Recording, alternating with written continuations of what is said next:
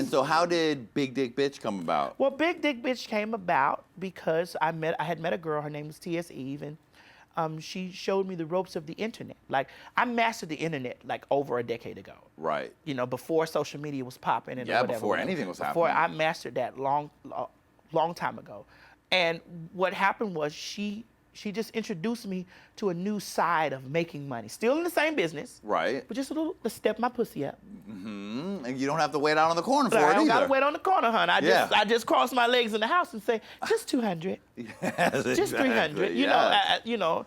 And then she introduced me to the web stuff where I learned how to read HTML and CSS, and I learned how to do content management, and it was just a lot of things that I was learning that I was like, oh my God, you can really make money off the web. Yeah.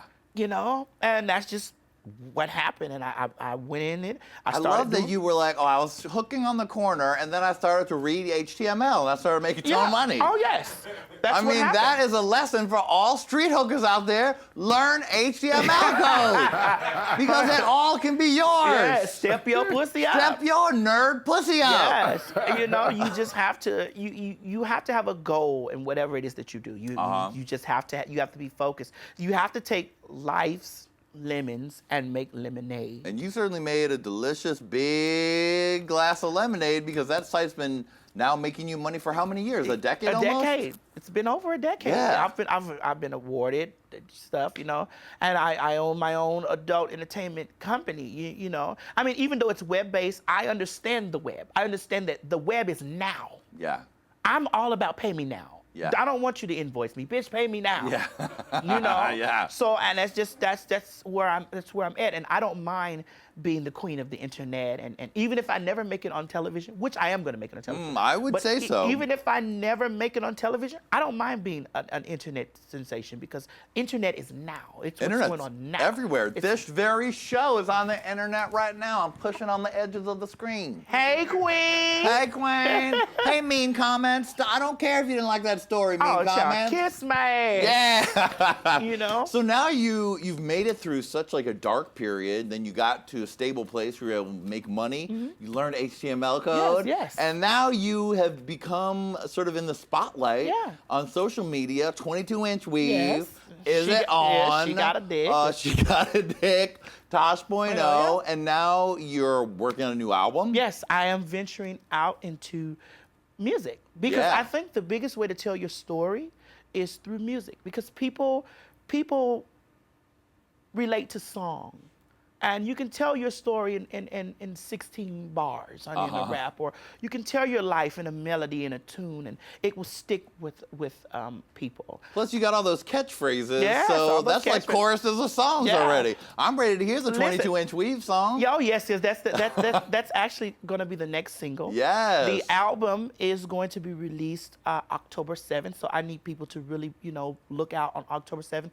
My music producer is Andre Excellence. And what's the sound of the record going to be like? I mean, I've heard a little bit of it. Sounds a little trappy, a little... Well, the sound is going to be it's going to be a sound for everybody. Like, you're going to be able to dance. You're going to be able to remember the tune, like rap with it, you know?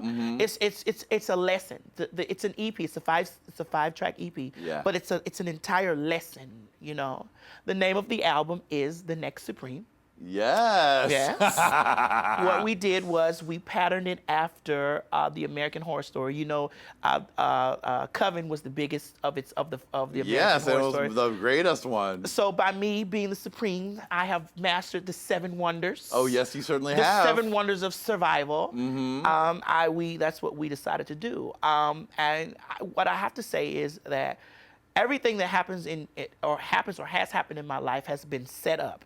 All the bad, all the trials, all the tribulations, all of the things that have happened have been set up. Like everybody that I've met, like from my manager, Giovanni Mac, to Andre, my music producer, everybody that I've met has reached out and believed that they saw it they saw something, they see it in me. Yeah. And they say, this story is so big and so great, and so many people will be able to relate to your story and who you are, that you can make a lot of changes in the world, you know. And World of Wonder gave me an opportunity to... Yeah, so you have a new series with them. Yeah. Wait a minute. Yeah, wait a minute. They gave me an opportunity because, you know, they fell in love with they didn't look at me as the dick swinging queen. They looked at it as, this is entertainment, this is fun, this is funny, and gave me an opportunity to sit on the couch like, hey, Qween, and talk and tell them my story and know who I am or whatever. And the biggest thing to me of all was I was able to meet my icon. Yeah. Like when I'm RuPaul. Yes. When I met Ru, it was such an amazing thing for me because he didn't treat me like a common person. He treated me as if, like, girl, you're gonna be a superstar. And for that to be said or to be crowned from the queen. Right. Like, that's the validation you've yeah, been waiting for your whole life. And back from when you were a little 17-year-old on Street Moans watching You Better Work. Yes, yes. Well, it was younger than 17. You Better Work. But, you know, I ran into, like my manager reached out to me through social media. And he was like, you know what? I think that you are you have something that, his exact words was, you're onto something that nobody else is on. And I need to help you get to where it is that you need to do. So we started doing bookings. Like the biggest reception I got was LA. California received me with open arms, like, yes! Yeah. They received me. And I went to San Francisco first. I did some bookings, some club bookings and whatnot, or whatever. And then I came here and I met Morgan McMichaels. Morgan took me in her home. She took me to World of Wonder. Giovanni was communicating with other people at World of Wonder, you know, and made good friendships and stuff with them. Yeah. And then we had a booking at Evita. Now, when we went to Evita, the lady was like Chanel Perilla, right? It was Chanel, right? We went to Evita, and Chanel was like, well, they're not going to mob her like they do in Pomona. Well, I didn't know what the hell Pomona was, which you know? And as soon as we got in there, they mobbed me, you know? And she's like, wow, they don't do the Drag Race girls like that or whatever. And what Giovanni was trying to explain to her, like, it's a sensation. It's different. Like, you know, some people are seasonal and then some people are forever. Whoa, yes. You know? Well, she told it right there. And then out of the blue, I ran into Andre. And it was just like when I ran into him, it was like he was like, "Hey, girl," they had on my shirts that said TS Madison, New Weave or something. They had on one of my shirts or whatever, and I took pictures with him. And he says, "I want to make a song with you. Let's make a song." And the next day we went breakfast, and he took me to some expensive place. Listen, I'm old country bitch. I worked hard for my money. I'm frugal. Right. I'm real frugal. So you took him to IHOP? No, he took me to some expensive ass goddamn LA place, some real expensive place. $250 breakfast. Wow. I'm like, listen, I don't get down like that. Bitch, let's go to the store and get me some grits, eggs, and sausages, and let me scramble this shit. I'll cook this shit myself. So you made him breakfast, and he made you a track. Yeah, and he said, come on over here or whatever, and let's do a song. And I didn't know what it was that he wanted me to do. And he's also coming out with music or whatever. I think he's going to be the next Wayne. I don't want to say the gay Wayne because, you know, I'm tired of the title. But that is what you mean. Yeah, and he's going to be that, and I'm going to be the tranny Nikki. I like the sound of that. And he took me there, and I didn't know that I had musical talent. And he was like, girl, get on this track and just be. And he played the track, and I was like, what am I supposed to say? I said, you know what? You go in there and you set the foundation, and then I'll come behind. So he went in there and he wrote some bars, and they were really good bars. And he was spitting them, whoop, whoop, whoop, whoop, whoop.